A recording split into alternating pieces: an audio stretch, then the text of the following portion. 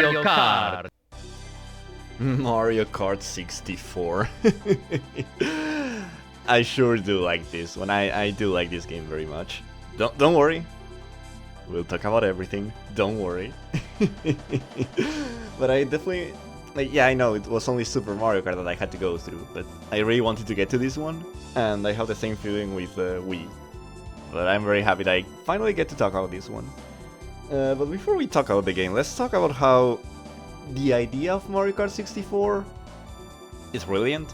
Like, let's be honest, the Nintendo 64 was made for multiplayer, for controller ports. Mario Kart is perfect for it. Mario Kart was designed to be a multiplayer game. Now you can have 4 people instead of just 2. You probably can do better split screen now with the Nintendo 64. By the time Mario Kart 64 came out, I do think they figured the split screen. I mean, clearly because you do see it in the game, but Mario Kart 64 wasn't like the pioneer of split screen. So there was a better way. Nintendo had like a blueprint to follow. What the blueprint was, I don't. I'm sorry. No clue. Sorry. Not the guy to answer that question. You can find it somewhere. Who did Nintendo take inspiration to make split screen? But let's just get it out of the way. Multiplayer is great in this game. It enhances every Mario Kart, but in this one, it works really well for it being the first 4-player Mario Kart. It enhances the game exponentially, which I'll talk about the game. Give me a sec, but let me praise multiplayer first. So, Mario Kart 64, perfect fit for the Nintendo 64, the lovely Nintendo 64. I didn't have this game. I had a Nintendo 64. I mentioned it a few times in the channel, but I didn't have this game. Although this is the first Mario Kart I did play. I did play it on my cousin's Nintendo 64. But he was far away. It's one of those cousins that you see like 3 times a year. So when I went to his house, he had Mario Kart 64. I remember being really bad. I remember seeing the result screen, you know, when you lose and the bomb gets you instead of you being in the podium. I remember seeing that a lot. I remember that made me feel like shit as a kid, I remember. Obviously, I was a DK main. But, oh, sorry. Right, sorry. Okay. We're getting straight into it then. Yeah, Donkey Kong, like actual Donkey Kong is in the game now. Sorry, DK Jr., you go back to your vault, I guess. But yeah, Donkey Kong. And as we're here, Wario is also here now, instead of Koopa Troopa. Which means we lose 1 lightweight from the previous game to get a new heavyweight. So yeah, it's 2 replacements. We're still in 8 characters. But you look at this roster and it falls more in line with what you're used to seeing. Obviously, hindsight, you know, we are in 2022, and this is 1997, 98. So yeah, it feels more natural to see this roster than Super Mario Kart's. But yeah, good to have our iconic roster now. And the characters also, they're far more unique themselves. You had ways in the previous game to make sure which is which. Like, you could tell Mario's Mario, Luigi's Luigi, great. But in this one, the idea of having more audio to see that, to sense that difference, I think it's an amazing upgrade. The previous game obviously couldn't handle voice clips with everything else it had going on, and I'm surprised this game can do that too. I'll talk about how the game is crafted later. Give me a sec. Let me just gush over the audio in this one because it's so charming. Mario Grand Prix! Select your player! Yahoo! I'm the best! Here we go! Here we go!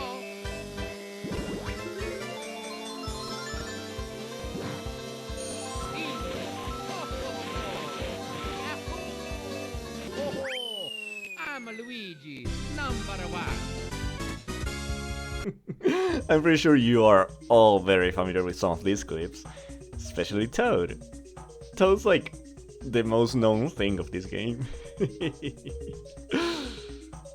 So, each character has its own voice clips when you select them, when they get hit, when they pass you, like you're driving and a CPU passes you, which will happen often, I'll talk about it. They all have voice clips for all of that, and that makes the game have a lot, that feels like the game has a lot of character, that gives a lot of charm and uniqueness to the game, you know? It very much settles a difference between what you could do in the Super Nintendo and what you can do in the Nintendo 64. It's a huge leap too. Like, I know 16-bit versus 64-bit, I know that leap itself in technology is amazingly huge, but it's very easy to visualize when doing something like this. It's very, very noticeable, and I'm very happy that the team chose to add all of these. Not only with the characters, like sound effects, sound design in general is amazing in this game. I'll talk about the music later, but sorry that I keep saying I'll talk about X later, but just so you know, sound design is amazing. Characters, items, hazards, tracks, sound design is beautiful. It's a bit choppy, you know, Nintendo 64 audio, but what it has, it's amazing. I love it so much. Now let's talk about the game, like, actually. Like, I talked about audio, okay, who cares? What are we seeing in Mario Kart 64? First off, the obvious, amazingly obvious difference. Beyond the title screen, that title screen is beautiful.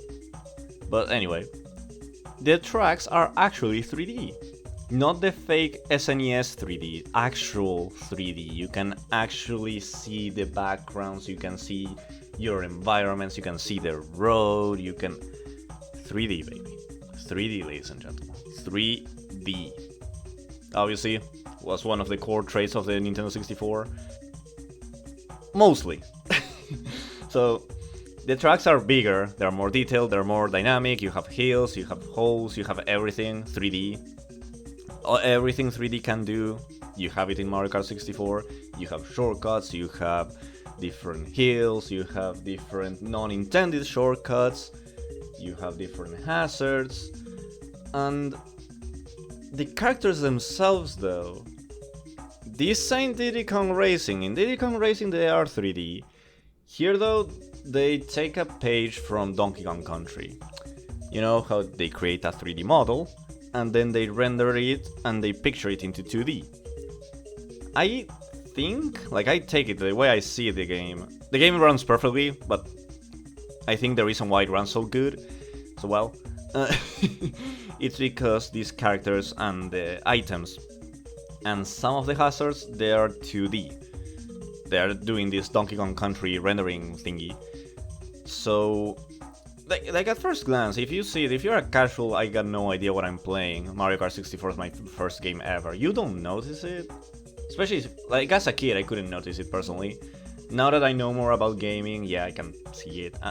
But, like, it's a bit disappointing, but I understand it was at the cost of performance. And again, the performance, I think it was a good choice to make. But when you see Diddy Kong Racing, it's like, come on, dude. But yeah, characters are 2D, items are 2D, like look at these shells, look at the shells, they're so 2D, they're adorable to be fair, but they're all 2D. The only thing 3D is the tracks, and maybe a few hazards here and there, mainly the penguins in Sherbet Land, that's about it. Some details though, you have like the entirety of Peach's castle in Royal Raceway for no reason, well I guess for the ceremony, but so cool. The tracks are really good in this game. I don't think there's a single... Well, no, never mind. Yeah, fuck it, let's get into it now. The tracks, okay. I didn't want to do this so early in the video, dude. What? Let me... Hold on. Come on, 9 minutes... Okay, fuck it, I'll do it. Sorry.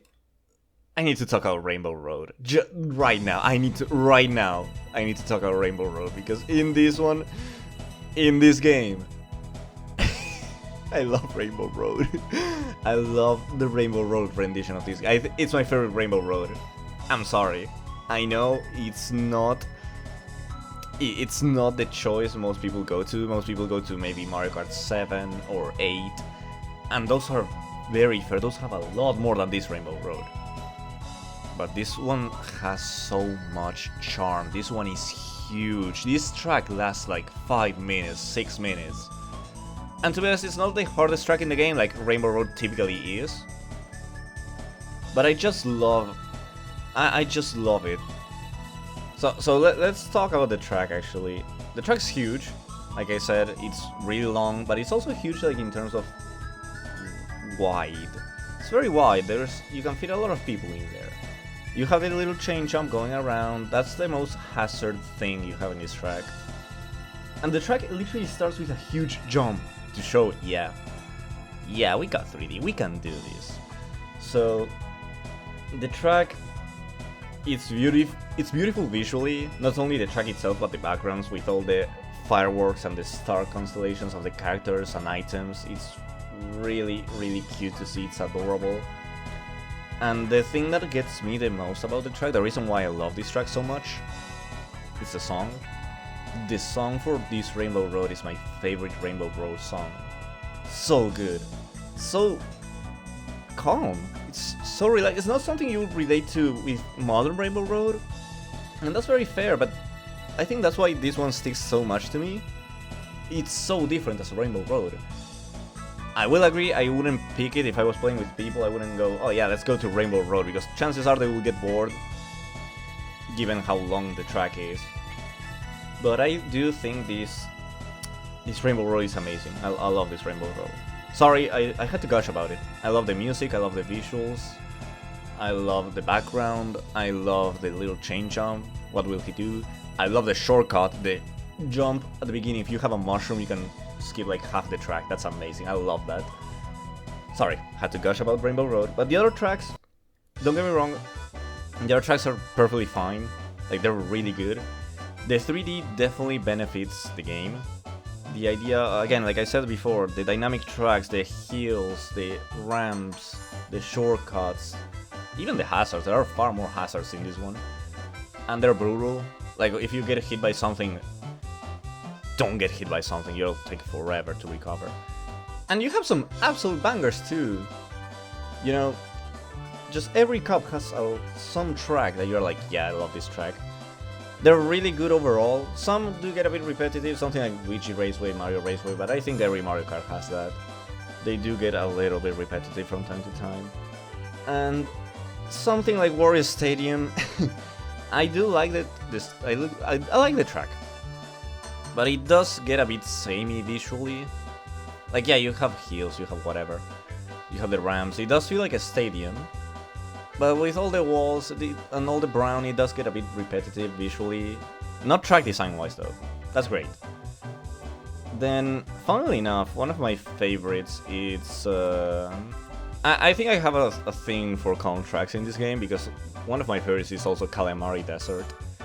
The music, it's very unique, really. Like, there have been these desert tracks in the future. Sorry, that's staying in just for the memes. But this one really stands out, mainly because of the train.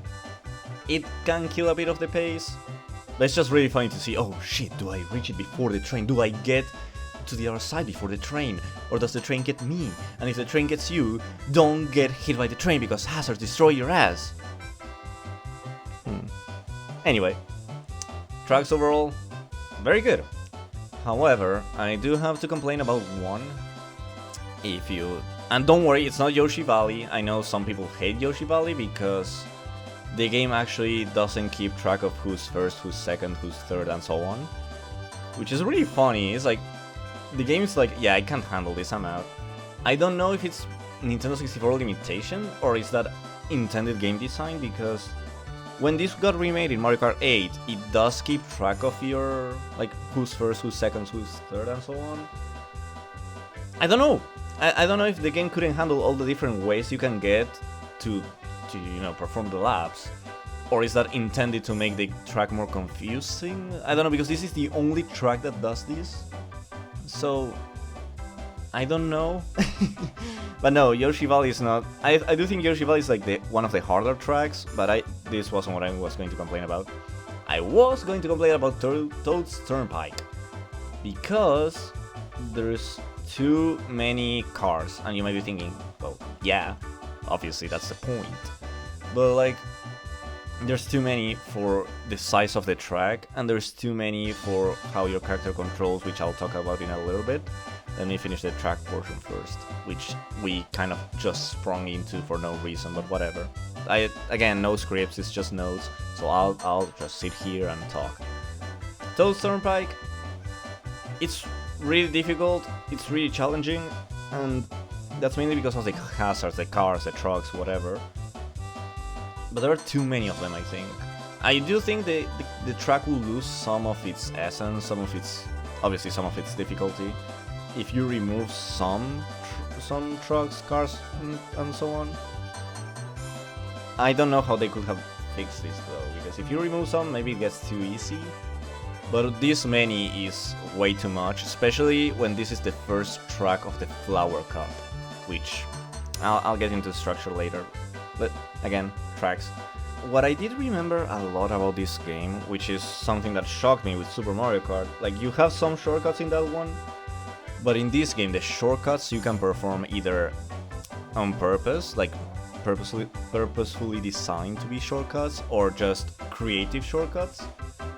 It honestly has a lot of potential, it's amazing. Something like Koopa Troopa Beach. You all know this shortcut, the ramp, you need a boost, you go through a cave, you go through the waterfall, you're on the other side of the track. But then there's stuff like DK's jungle, and like the huge bridge, you know the huge bridge, you go through the river and sometimes there's a ship, you can get hit by the ship. You can skip so much of the pier section, of the next side of the river, you can skip so much if you know what you're doing. You can't do this in the Wii remake, remaster-ish version, sadly. You can do it in this one though, which I think makes this the better version. And then at the end, near the finish line, this mountain, it's not really mud, so you can go through it if you know what you're doing. I love those, either intentional or not intentional. I love how much shortcut, how much choice you give to the player with this. Yeah, you might be thinking, oh, it ruins the level design because you're not following the track. But I think the idea of breaking the track, you know, using your skill, using your knowledge of the tracks, I think that grants a lot of choice to the player. I think that grants a lot of reward. Obviously the reward being, oh, I cut through some of the track, maybe I even got a better position because of it. I think it has a lot of potential in that area, and I think what the game does is very good in that specific area. Even if you dislike some tracks, that's fine. But you can break some of them in a very, very good way. A way I actually encourage, please find shortcuts, please. Destroy these tracks. Watch speedruns, watch how these guys destroy tracks. That's amazing. But also play the tracks. Because, yeah, they got remade in future games, but I think they have a lot of charm and value in their original incarnation. I do think these tracks, not remade ones, like yeah, remade ones too, but the original track still has a lot of worth. It has a lot of value that you should still, you know, take advantage of. So please play these tracks. Oh boy, that was a section. That was 10 minutes of track talk and track jerk off. That was interesting, and I didn't even talk about a lot of the game. You can tell why these videos are long now. Can you tell? Like even if I didn't script them, they would be long. Sorry. Like sorry, even if I did script them, English sucks, dude. Anyway. We talked tracks, we talked characters for a little bit. I don't really got into the characters as much because the only difference is DK and Wario being here, and the only big difference there is Wario is a heavyweight outside instead of Koopa Troopa being the lightweight he was in Super Mario Kart. Another big difference, which is something I was very happy to come back to, and this will be my segue into items as well, is that the characters lost their character-specific item that they could pull randomly out of their 16-bit ass. They can't do that anymore, which makes the game far more balanced, far more fair to the player, far more fun to the player, instead of being a cheating CPU, but they're still cheating CPUs. Give me a minute. Before I get into salt-inducing bullshit, let me talk about the items, which are not as salt-inducing. So we actually have more items this time. Some of them are basically the same item but more in terms of quantity, something like green shell, red shell and bananas. You have those 3, and then you have a more upgraded version, something like 5 bananas, something like 3 spinning shells around you, both green and the red variety. You can still shoot them behind you, that's something that comes in later games. I'll still mention that because I just think that's really funny to mention to people if they never played this game. You can't shoot red shells behind you, you can't shoot spinning green shells behind you, only the normal green shell. That's really funny to me. Then, keeping up with the more is better, you have 3 mushrooms instead of 1 like the previous game, and then you have the big boy, the big glowy mushroom. I said glowy, I didn't say golden. It's not golden in this one, it's just more orange. It's like a Super Saiyan mushroom, but not as Super Saiyan because it doesn't go golden. But it has more aura. I guess, I guess, I don't know, Kaioken mushroom if you want to go the Dragon Ball route. But yeah, the golden mushroom naturally. I think the other ones are pretty self-explanatory, you have more of the same item. But the golden mushroom, glowy mushroom, whatever, I'll call it golden, it's just muscle memory. You have unlimited boosts for a certain period of time. That certain period of time is like 10-15 seconds, so just push that boost button like a madman. Just do it. Just do it. It's very much worth it. Then you have boosts. Again, may I remind you, they were in the previous game, but only in the battle mode. No, oh, by the way, no battle mode exclusive items in this one. You do have boosts in the actual races, and they do what I said in the previous video. They go after someone, they take their item, they bring it to you, you can use their item, you're invisible for a little bit of time, which means you're basically having a star. That's pretty cool. I like boosts, and they do have a high rate of appearing, especially when you're at the top for some reason, it's very funny. Then you have fake item boxes, or surprise boxes as I call them. Unironically, these are the trickiest fake item box you've ever seen in a Mario Kart. In the future games, in like the modern games, when it comes back, it's like you have the multicolor item boxes, and then you have this one being red. It's like, don't grab this. This one is multicolor like every other normal box. The difference is the question mark is upside down. That's the only way you can tell this is a fake item box, which makes this item far better than in all the other appearances. Because it's actually confusing, it's actually something you can't tell in the heat of the moment. It's like, yeah, if I drop it randomly in a corner, then yeah, that's fake. But if I drop it next to a pile of items, it's like, okay, what do I do? Especially in the heat of the moment, it's like, to take a chance, man. Then we have it. The famous, the popular, the infamous, the friend killer blue shell. Or spiny shell as it's called in this game. Don't worry though. Even though it does get introduced in this one, but it's not full power yet. Why? It doesn't fly. It works as the other shells. It does target the first player, and it actually has better tracking, better AI than the other shells. The red shell specifically, it still has a bit of that issue I mentioned in the Super Mario Kart video, that instead of following where the player went, it goes straight to where the player is, even if that involves getting crashed into a wall. Which is a bit annoying, but whatever. The blue shell though, it tracks perfectly where the first player is. It even goes through some hills. It doesn't go through walls, so be careful where you toss it. But it does track the player far better than the red shell. Obviously it's a blue shell, you get it a bit further when you're bleeding last, so it better work better. That's also, now that I'm here, let me talk about the red shell a little bit more. Yeah, I always seem to have a problem with this in the older games, but yeah. Red shell, the render distance sometimes is not really helpful. Like, even though you have 3D tracks, even though you have a more powerful system, sometimes the game won't render that far ahead. So if you shoot a red shell, sometimes it just won't hit the player ahead of you. It will despawn, or it will crash into a wall, Or it will hit the player, but the player won't get affected by it. Or it will be next to the player and then it despawns. So it definitely needs some tweaking around that part. It definitely needs a bit more power. It's reliable, don't get me wrong, for the most part. I just think it's worth keeping in mind that the red shell is still a bit flawed. The rest of the items are fine, they don't despawn or anything, it's just the red shell has this oddity. Then obviously lightning and star, they're also present. Coins are gone, which I love. I hate coins, I'm sorry, I just don't like them at all. And you can't jump over items anymore like in Super Mario Kart, but you still can jump, don't worry, I'll talk about it later. What is huge in this game, that I honestly can't believe I'm going to be talking about, is that you can actually hold the items behind you. You couldn't do that in Super Mario Kart. That's actually very funny.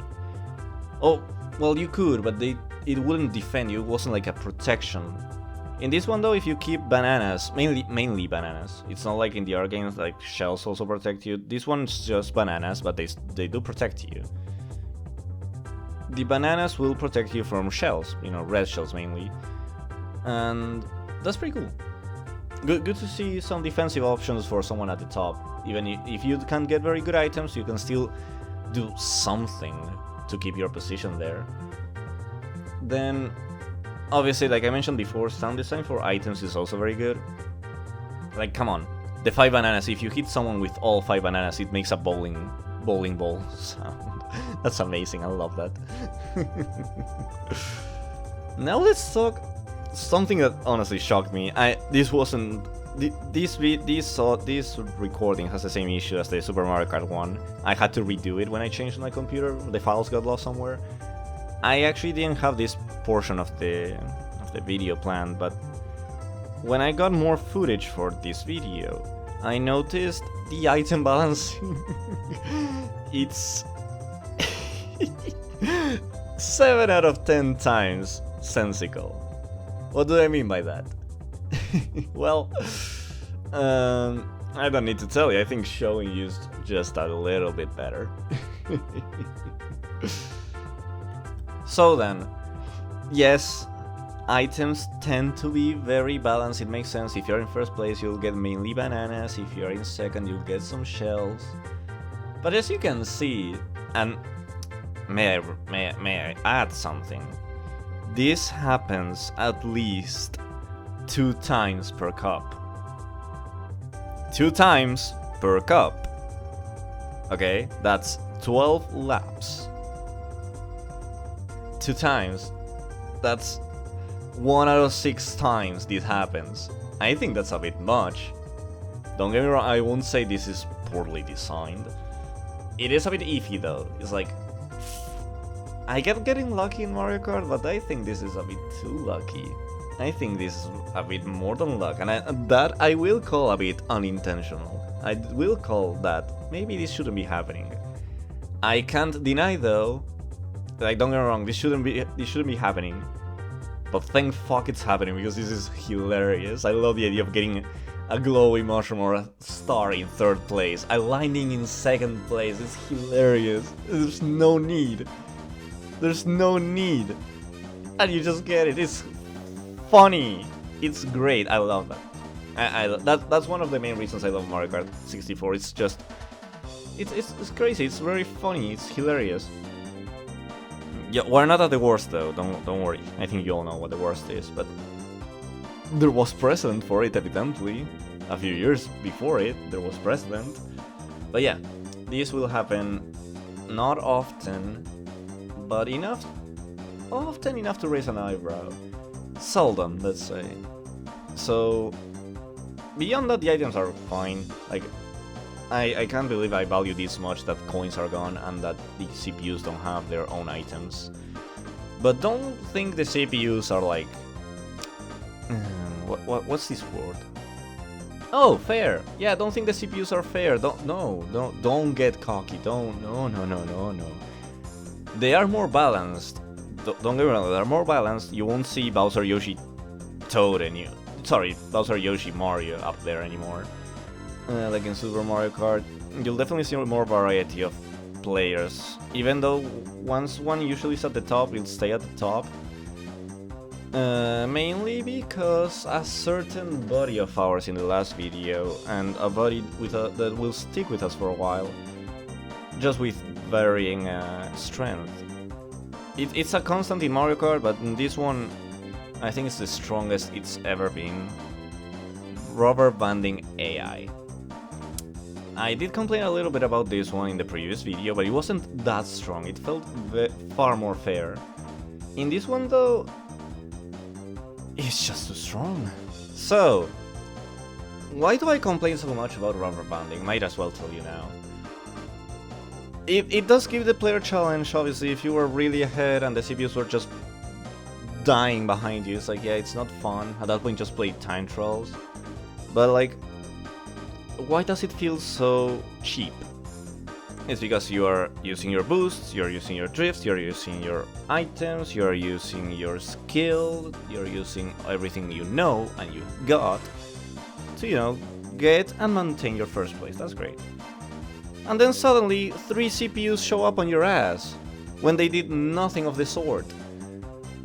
The funny thing about Mario Kart 64 is it actually has 3 layouts. You have the typical thing you're used to in Mario Kart by now. You have the map on the side and little dots, which in the modern games it becomes the faces of the characters, being far more detailed. But this is where it started, which is very cool. The modern map. Then you have the speedometer for some reason, if you want that, I guess. And the third one, which is my personal favorite, it's basically a square around your screen. It goes blue, yellow, red, according to the 3 laps. Oh yeah, 3 laps by the way, instead of 5. I'll talk a little bit about it later, just in a tiny bit. So, why do I like this layout the most? It gives me a detailed version of what's going on through the track, through the race. And I did complain about this in Super Mario Kart. I did say the sprites were a bit too detailed, but these aren't sprites, and this is not split screen. This is around your racer, and these are just squares. You can see the squares reacting to certain items, like for example, if they get hit, they'll bump around, they'll spin. If they have a star, they'll go multicolor. This layout, though, it helps me the most to showcase how insanely bullshit the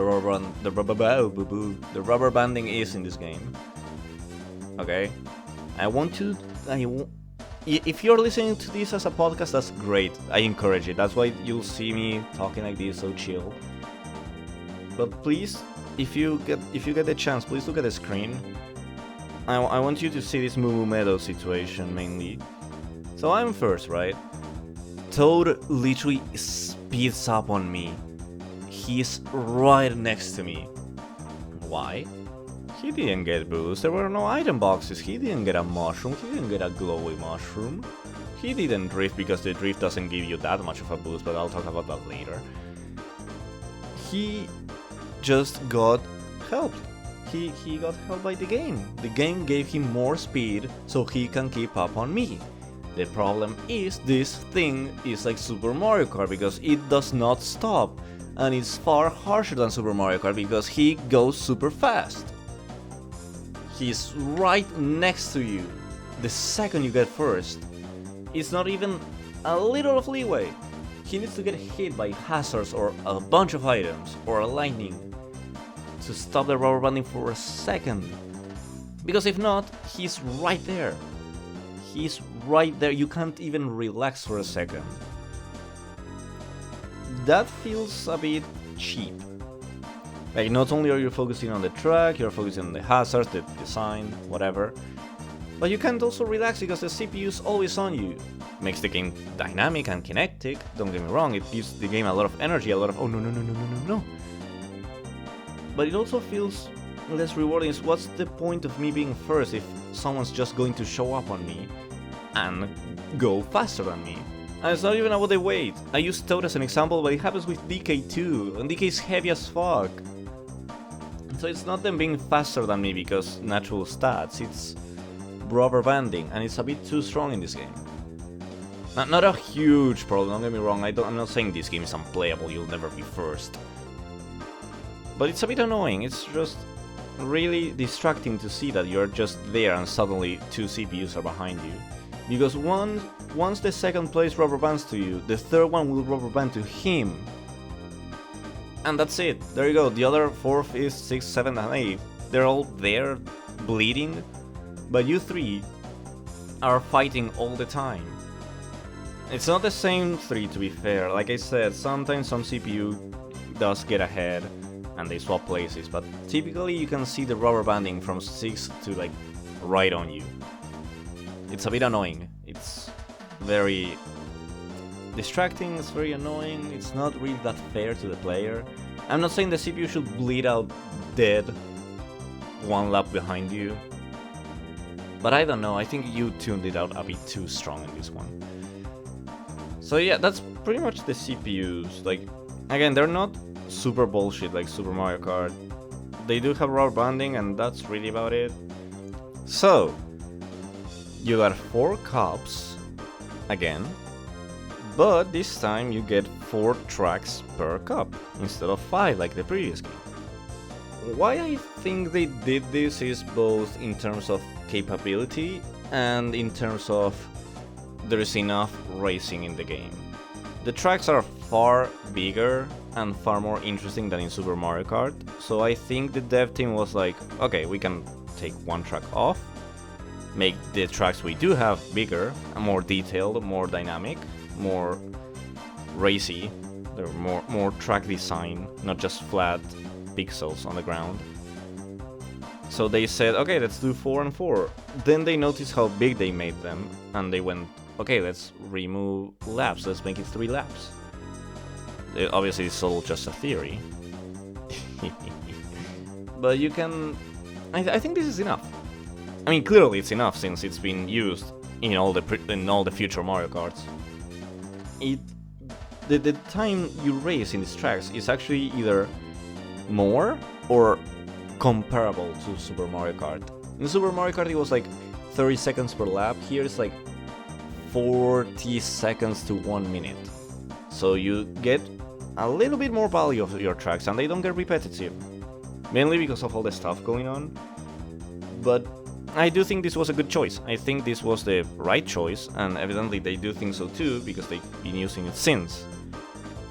It's more modern, it's more in line with what you expect of modern Mario Kart, even nowadays.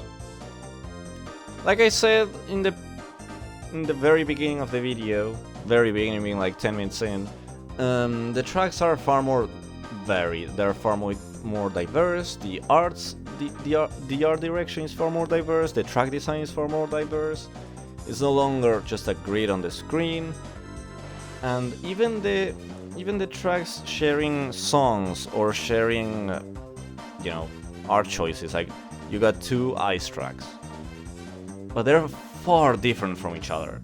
And I think one of the components for that is that it's not only just ice, it's the hazards. One has penguins, one has snowmen. Both have different names. I think that's actually really important. They noticed, they could tell they had different tracks, even though if they were both ice, for example. I use the ice tracks as an example, but this applies to all the tracks. They had clear differences, and they were like, okay, this is no longer Vanilla Lake 1, 2, 3. This is Frappe Snowland and Sherbet Land. They could tell that difference, and they managed to convey that difference very well in their first 3D attempt. I think that's amazing. I think that's very commendable. So, how does this work with 4 cups and 4 tracks? Again, you have Mushroom, Flower, Star and Special Cup. That stays from Super Mario Kart. And the same idea sticks to this, through the series. It sticks. Obviously, Mushroom Cup being the easiest, Special Cup being the hardest. And Mario Kart 64 does this very interesting thing that it basically carries the legacy of its predecessor by having very mixed difficulty and not following this design at all. It's actually very stupid that they did this twice in a row. How the fuck, Nintendo? What the actual fuck, Nintendo? So obviously you start Luigi Raceway, easy peasy track. Moo Moo Farm, it's not that hard either, maybe a few moles here and there. It's okay. Koopa Troopa Beach, the difficulty gets a bit harder, there are more crabs, there are ramps everywhere, there's water, I don't know why the trees make you spin all over the goddamn place, that's actually... Then Calamari Desert, I don't think it's really a difficult track, I think it's a very simple track to end the cup on. Not simple in terms of like, oh, there's nothing going on. But yeah, the only hazards you have is the train, you need to know when to brake and accelerate. You can go off track and there are, you know, cactus and whatever, but it's not really that difficult. I love the track, but it's not difficult as a track. I think it's the second easiest track in the cup. Like, I'm sorry, I think this is easier than Moo Moo Farm and Koopa Troopa Beach. But I guess they were saving themselves for the Flower Cup, because it starts with Toad's Turnpike, and I already talked about this goddamn track. I think it's the hardest track in the game. Like, I'm sorry, maybe I'm too stupid, but I think it's the hardest. And the idea of going to the start of the... Like, let's look at it as levels, okay? Let's go level 1, 2, 3, and 4. The first track of level 2 shouldn't be the hardest. I think Toad's Turnpike should be in Special Cup. Then Frappe... It's fine. It's a bit complicated sometimes because some snowmen are placed in some really tight corners. And there is a whole section with snowmen. Maybe that's a bit difficult for what it is as the Flower Cup. I don't think it's a difficult track. But in the context of the Flower Cup, maybe it's a bit much. Especially when then you have stuff like Choco Mountain, which in itself is not difficult. I think the only bullshit part of Choco Mountain is the collision and the fact that you can fall half the track. Like, you're above, you can fall to the left.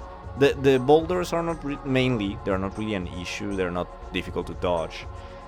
I think the hardest part of the track is actually staying in the track. Because the second you bump into the walls, or the mountain, funnily enough, you spin as if you got hit by a shell, which is very weird. You lose all your momentum. I think collision is a bit iffy on this track, which is why I think most people hate this track. But that's fixed in later games, so But in this one, it's a bit it's a bit iffy. I think this one needed a bit more rework. And then it finishes on Mario Raceway, which is also really easy. So it's like a roller coaster of difficulty. It's a bit strange. If you take level 1, 2, 3, and 4 as the cups, inside each level you should have A, B, C, D. And A, B, C, D should be easier and to harder. And this one's just D, D, B, C, A or something. It's like starts really difficult and it ends really easily. And then the Star Cup, I think this is the cup with them. Like, I think every track has something unique. But I think this is when they start to get very experimental. Yes, you have Wario Stadium, it's all hills, it looks like an intestinal track. It's very, very diverse in that area, and track design, not visually, but track design, I think it's very diverse. Even though it's just hills. But it's actually very diverse, I think. Then, Sherbet Land, it's like, they're playing almost the same game as Frappe. Because Frappe is, no, but this is ice, okay? You might be thinking, oh, it's not, boo. But it's actually a huge difference in terms of how you handle. And don't worry, I didn't skip control, we'll talk about this. The controls are obviously far more slippery in the ice, and with all the penguins and the caves and the tight corners and the cave and the walls and the pillars, it gets difficult to play the track. I think this is a very proper escalation of difficulty, because you played 9 tracks up to this point to get to the ice track. I think that's very fair. It's basically you gotta use the controls. Now deal with snow. Deal with ice, not with snow. Snow actually doesn't have slippery track. Frappe doesn't have slippery. Slippery. Slappy Snowland. Sorry, it's late. Then Royal Raceway, it's a beautiful track. I think it's one of the more detailed tracks in the game. Between the jump and Peach's Castle and all the little hills and the turns, I think it's a very detailed track. Bowser's Castle is fucking dreadful. It's really tough. Sorry, did I say Toad's Turnpike was the difficult? No, this one's the hardest. But I do think in the cup itself there is a clear escalation of difficulty. Maybe between Sherbet and Royal Raceway, maybe a bit iffy. I think Sherbet's a bit harder. But Bowser's Castle is like the peak difficulty of the game. All the tight corners, all the thwomps, all the lava. I think this is the only track I actually lose to this day. Then the special cup, it's like, it's mostly, it makes sense, it's the hardest cup. But it starts actually very tame. I think the DK Jungle is actually a very tame track.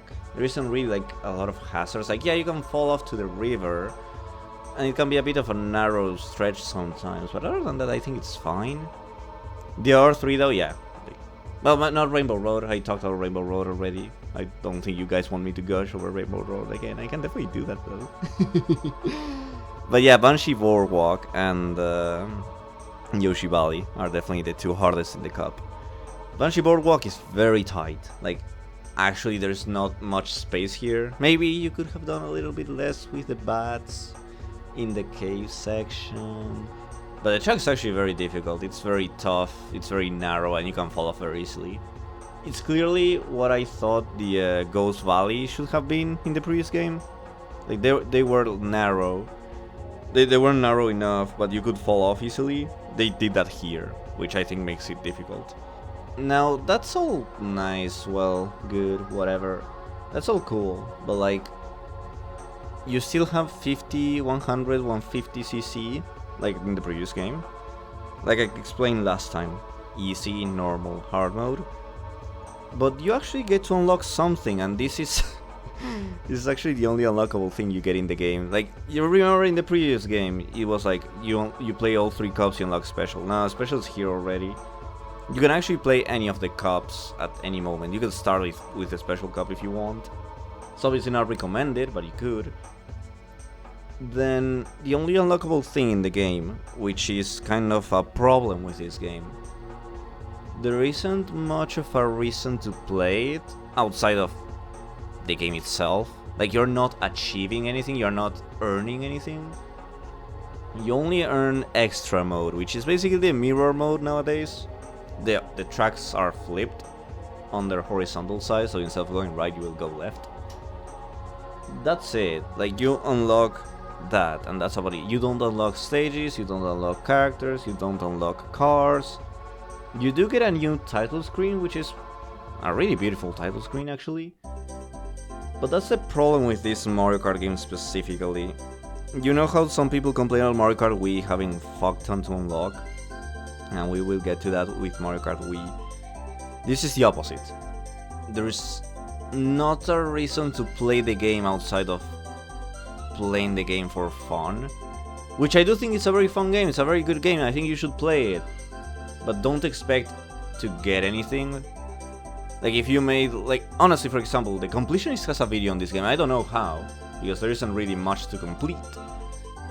So I do think this game it's worth playing, but you won't get anything in terms of achievements out of it. If that makes any sense, you won't unlock anything outside of mirror mode. So I think that's a good testament to how good the game is, how you should play it. You won't get anything, but you should play it nonetheless. And that one main reason to why you should play the game is actually the controls. And that's a great segue into the controls. I'm so good at this. Now then, the controls. The game actually, surprisingly, like, honestly, I wasn't expecting this coming back to it. The game controls quite well. It's not as tight as new games, don't get me wrong. Like, sometimes when you're trying to turn, it might be a bit slippery. You might turn a little bit too much. And you can see it in the movement of the car. Like, the car's not moving, it's the character moving. And then the car goes there. It's like an open arc when you're turning without drifting. But I do think the game controls quite well despite of that. It's very tight. Outside of that, little loose. Like, it's mostly tight, I'd say. You won't have any issue getting into this one because of the analog stick. That's huge, even though if it is the Nintendo 64 analog stick. Having an analog stick is huge for games like this. And the second reason is, this is actual 3D. So you can tell very well when you are turning too much, when you have to turn. It's basically a modern racer. That's why I do think modern Mario Kart started here. Like, yeah, Super Mario Kart does have a lot of... it works as a base, right? But Mario Kart 64 is that foundation built upon, and that's where all the other games take from. They change some stuff, of course, but they take from that. It's kind of like Smash 64 and Melee. Like, 64 started and it's good on its own, but Melee, when you play Melee, you can see a lot of modern Smash there. You can see like the foundation and the improvements, and you can see the game plus more. And this is the same here. 64 is a very good basis for the modern Mario Kart, and controls are part of that. 3D control is a great part of that. Then obviously, you know, I think you can tell from the previous video, but you know I do value drifting quite a lot, and it's actually very charming in this game. I know I've used that word quite a lot, but it just is. I do think this game is very unique in that aspect, both visually, sound design, and effects, mostly effects. When you're drifting, instead of the orange boost you see nowadays, you see eee, and when you get the orange eee, you get a slight boost. Although visually it's not noticeable. You hear your character go, "Here we go," or something, but like it's not visually telling to the player, which I had the same issue in Super Mario Kart. You'd notice a slight increase in your speed at the moment, but you don't see it visually. Like, there is no orange smoke coming out of the car like with the mushrooms. So you just have to trust that the drift is doing something, but it is. Trust me, it is doing something. And the drift here works like I described in the previous video. You know how I said modern Mario Kart has to go left, right, so you build up your boost? That started here, and it works quite well. I will admit, the drift is a bit too wide. It's outside drift, so you might slip up a little bit at first. So when you're trying to drift, I recommend going as far as you can to the other side. So let's say you have to turn to the left. I strongly recommend pushing left while you're drifting and then do the left-right thingy, so you can control your car a bit better. It's outside drift, so chances are you'll bonk into a wall or something at first. But it's good drifting, it's very good overall. It's very easy to do, mainly, and I cannot stress this enough, thanks to the analog stick. Yeah, an analog stick and a 3D racer actually enhance the experience quite a lot. Controls are great, for the most part. Drifting is very good. In tight corners you can actually handle yourself either drifting or not drifting. Honestly, I think you can get away with not drifting in this game at all. I do recommend it.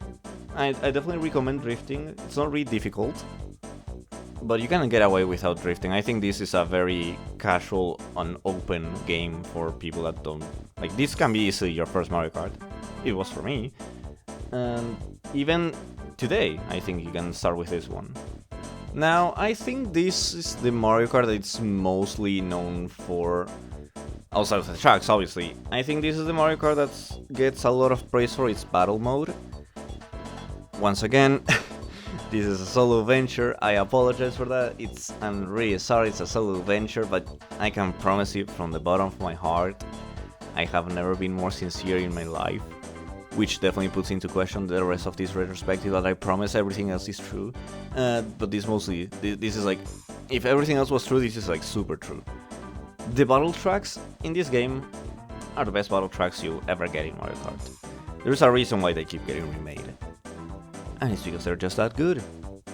All of them, every single one of them, amazing in their own way. You have your typical grid with different floors, you have a donut, you have something with a hole of lava in the middle, you have skyscraper. Oh my god, skyscraper, this one's funny as fuck. This one, the battle mode is just great, and there are no exclusive battle mode items. Like, you know, it's not like the boost sacrifice for the feather. You won't find the feather in this game at all. It's just The battle mode is great, the battle maps are great, the item balancing, it's whack, it's battle mode. It's really fun. I do recommend giving this a shot through either the several remakes of these tracks, or please go to this game. It is on the Virtual Console, it is on Nintendo Switch Online, so I guess now you have ways of playing it. But you know me, I'm a bit of a Captain Jack Sparrow supporter around this part, so I encourage that if you find it more comfortable. I heard the Nintendo Switch Online version, it was a bit iffy at launch. I think it's a bit better now, but be very careful with that. Be very careful with the Nintendo 64 expansion. It didn't start very well. I think now it's a bit better from what I've seen, but I haven't heard many updates or reports. And funnily enough, with the Jack Sparrow version of the game, you can mod it. The modding scene has been growing recently. Sadly, I have not made enough research in time for this video. I do apologize for that. You can trust me though, there will be reacting through gamings about Mario Kart. I actually have one for Mario Kart Wii, right on my site. I just need to cover a little bit of Smash more, you know how this goes. But you'll see Mario Kart 64 and Mario Kart Wii, no doubt in my mind. The Mario Kart Wii scene is bigger, but don't sleep on the Nintendo 64 modding. Never sleep on the Nintendo 64 modding. You know how crazy those guys are. Mario 64 and Banjo-Kazooie should do all the talking. And Mario Kart 64 actually has some progress going. I will recommend Nathaniel Nandy's videos, but I heard his channel got hacked, which I hope it gets solved quickly. By the time of this video it probably got solved, but at the time I'll link some modding in the description. And if I didn't, please call me out in the comments, thank you. I trust you guys. So, I did praise this game a lot, didn't I? Mainly I complained about AI, maybe some controls, maybe a few tracks difficulty-wise. But this game is very good. It's an infinite improvement over Super Mario Kart. And I don't say it because it was my first Mario Kart, I say it because going back to it now, you can tell the Mario Kart series takes a lot from this game.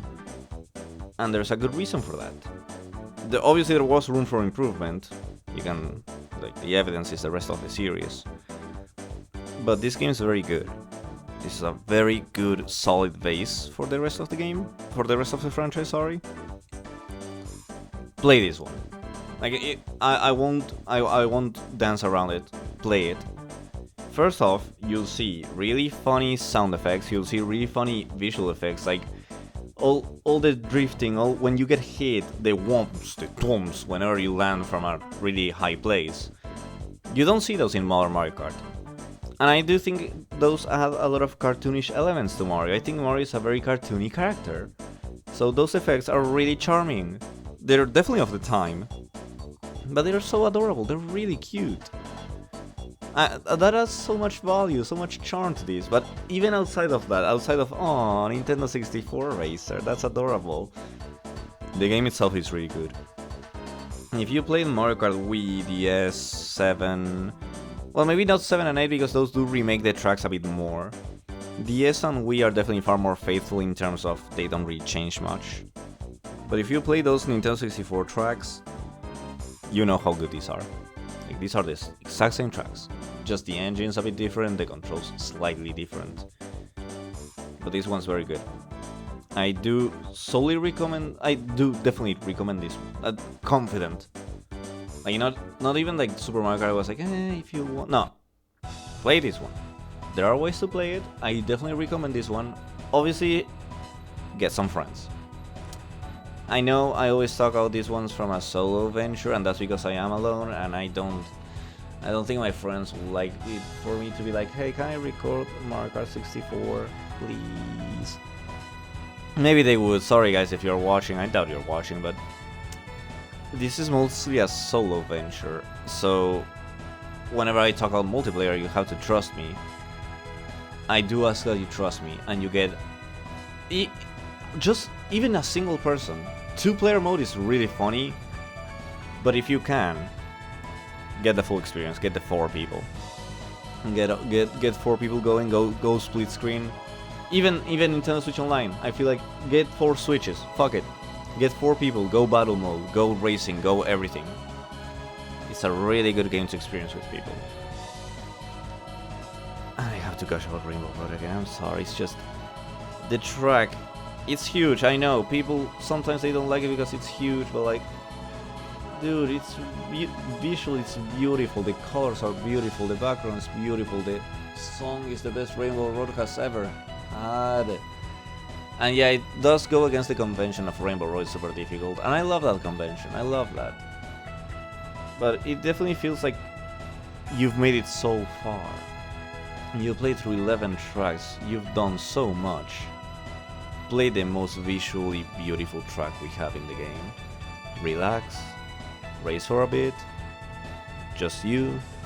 Maybe some rubber banded AI. Maybe a chain jump. And just the sound of your tracks. Like just the sound of your tires just playing there on space. I will admit, you can sometimes fall off with a big jump. If you don't do the big jump properly, like right at the beginning, you can fall off. That's kind of funny. And I do recommend do the big jump. Press that drift button and jump, because if not, you kind of get stuck and you do lose a lot of speed. I love Rainbow Road. I love this game. This is my second favorite Mario. Yeah, second. This is my. I just really like it. I'm sorry. I know there are better Mario Karts, and we'll get into them. This one's very good, and this is the second game of the franchise, so I think everyone knows Mario Kart's really good as a franchise. But this one's up there. Please play it. And please play it. And please play Rainbow Road. There is a reason why this Rainbow Road got remade in Mario Kart 8. And why it got so much advertisement.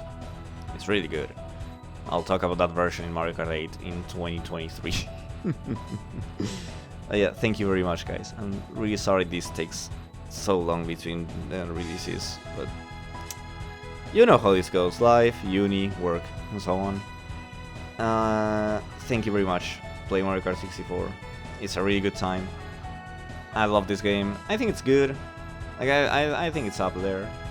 And I'll see you next time for Mario Kart Super Circuit. A game I actually haven't played before this retrospective. So that should be fun. Stay safe, take care, and thank you very much for watching.